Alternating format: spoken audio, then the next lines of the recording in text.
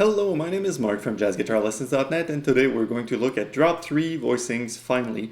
It's been a long while I wanted to discuss this topic, so this is somewhat of a video for beginners, and what we're going to do here is look a little bit at the theory. Along with the blog post I said, how do you learn drop 2s really? For me, it's you learn the theory before, then you find a good voicing, a good fingering for it, then you learn it through the scale.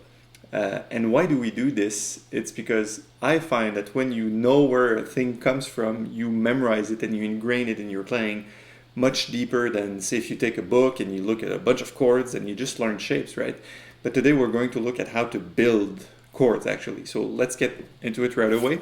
C major 7 consists of the notes C, E, G, and B.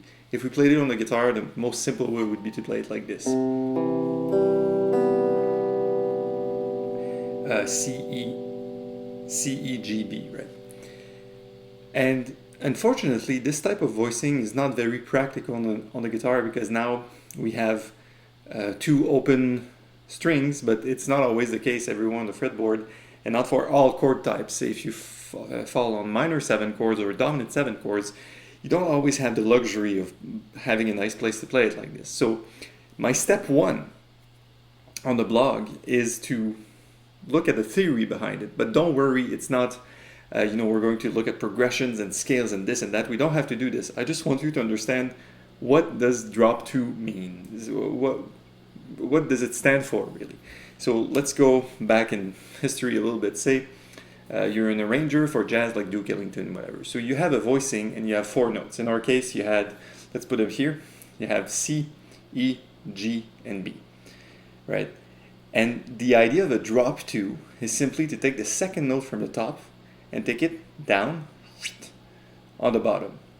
So what happens is this type of voicing called a drop 2 and even a drop 3, you can see the other video, is extremely practical for jazz guitarists. You'll see how it fits. So that's all the theory you really need to know for now. Is we take C, E, G, B to become C, G, B, E. And you play it like this. This is your C major 7 that everybody knows, right? So this is a drop 2.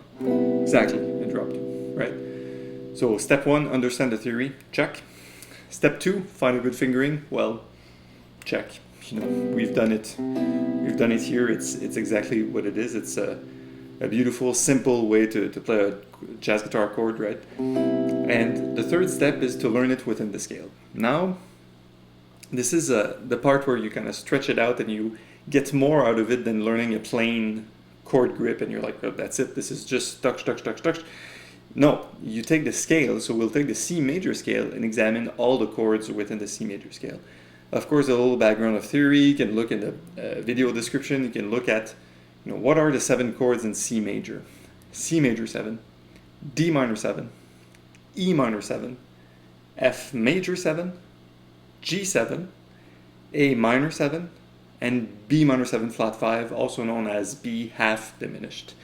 So we will take this, and learning it by scale is so important on the guitar because you will stick to the same string set. So you take this, which is your C major 7, and you look at each note individually, and you say, well, it's going to the next note up. So my C note here, C is going to D in the next voicing. Then the next note, G, is going to the A, and etc., etc., etc. So all the 4 notes, they move all at once to the next chord, but the voicing, the way the voices are placed, remains the same. So you just go up the scale on the same string set. So you're playing, it's like playing the C major scale on 4 strings at once, right? It's like doing this, but 4 chords. So you do this. So now let's just play it together. You can read, all the fingerings in the tab on the blog. So C major 7, D minor 7, E minor 7, 2 frets up, F major 7, G7, A minor 7, B minor 7 flat 5. So if you happen to run out of frets or you don't have room, you can always play it here. and we're back to C major 7. Okay, so that's it. Really, that's all there is to it. I hope it helps you understand at least where the chords come from and why you look at a chord chart or you buy a book, 800 chords. Where do they come from, really? Well, they're just chords harmonized within scales, and some are with extensions. We're just dealing with 7s now, but if you had 9s or 11s and 13s and flat 13s and sharp 9s, you get a whole bunch of other chords, right? But this is the basics. This is really where it all starts. One thing to keep in mind is now we have chord shapes for major 7, minor 7, dominant 7s, and minor 7 flat 5s. So whatever tune you're playing now, whether it be a standard or blues, you can always take those chord shapes and move them around. Say we had C major 7 here, we have D minor 7 here. Well, your D minor 7, now you can play this any place. And you just rename the chord from the root that is on your 5th string, right? So you see that you can really stretch it out, and from just this exercise you build not an infinite amount of chords, but really a lot of chords. Good.